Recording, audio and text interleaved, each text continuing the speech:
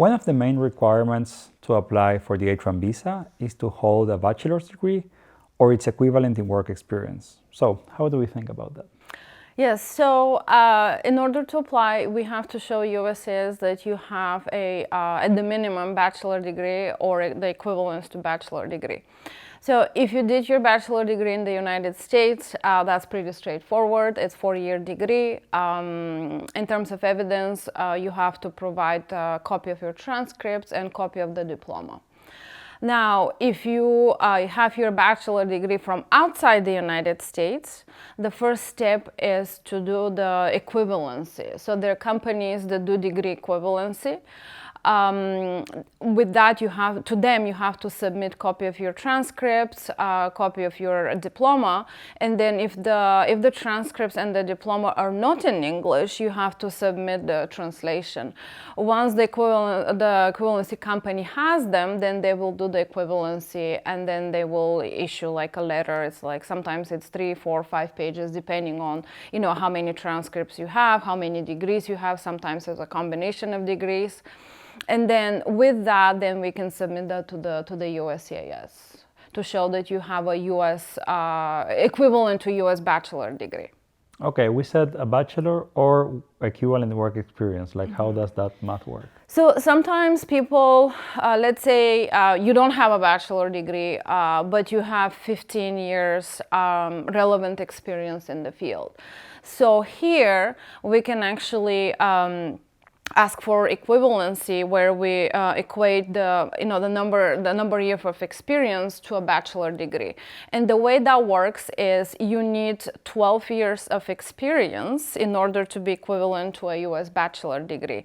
So technically it is 3 years of work experience that it's equivalent to 1 year of studies.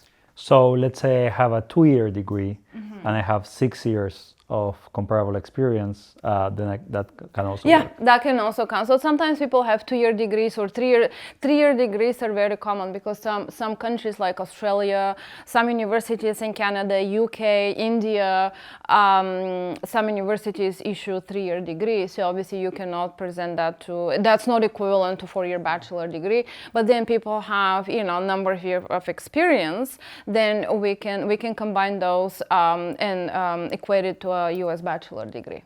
And is the H-1B only for certain professions, or is it pretty flexible in terms of like the subject of your study?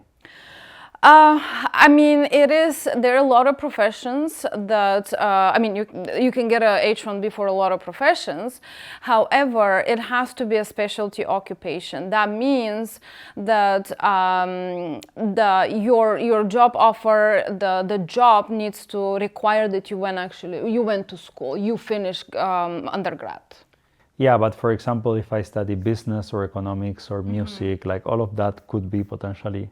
Yeah, that could be potentially, depending on the job offer. So if you study music, let's say music performance for 4 years, and then you have an orchestra that wants to hire you, then the H-1B is a good candidate for that.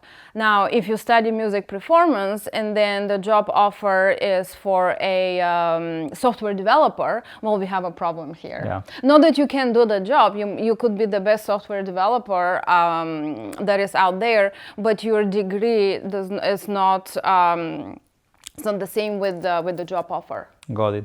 And what about these degrees that are a bit generalist, right? Like let's say an MBA, right? Because this is a specialty occupation visa. How does that work?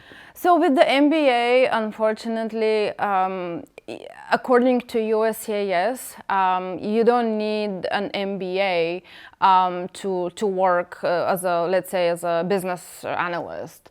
So for USCIS, this is a very generic degree, MBA. Now, if it's MBA with a specialty to it, like MBA in finance, MBA in tax, MBA and MIS, then that could work, because now you have that specialty added to it. But if it's just a generic MBA, unfortunately, that's not gonna work. Okay, so as a summary for the education part of this visa, either you have a bachelor degree, a 4-year bachelor degree in the US or an equivalent outside of the US, or you have 3 years of experience within that field, comparable and being able to document that to compare to the other years of education you don't have.